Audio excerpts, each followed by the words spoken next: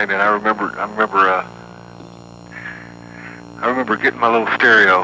It was one of those like an airline with the satellite speakers. Yes. They called them. They were really these little cardboard boxes. Yeah, right. I had one too. A long wire. And I would set that up, mic that up with I had a Shure PA in my room. This is in my bedroom. And I would go for gigs when we were playing gigs. Some of my first gigs, I'd go and rent like 4 super reverbs. Right. And I'd have all this set up in my room. And of course, my parents were at work, Yeah. And I would go in there and floorboard it, and dress up as cool as I could. No kidding. And try to learn his stuff, And it all went together, Oh, how funny.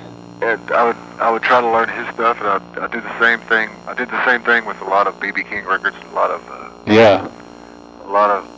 ones that come to mind of really like, not necessarily caught out, but I think back and it's like, I must have really been setting myself up. Somebody walked in the room, they probably would have gone, "What are you doing?"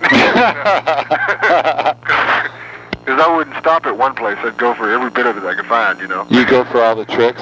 Yeah. And I would do that with. I remember doing it a lot with Axis Bold as Love.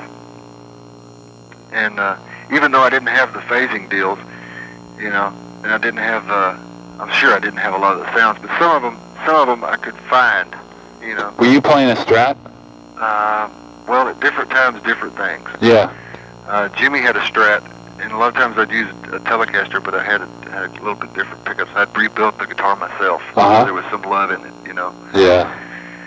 And I would go as far as I could to get as close as I could.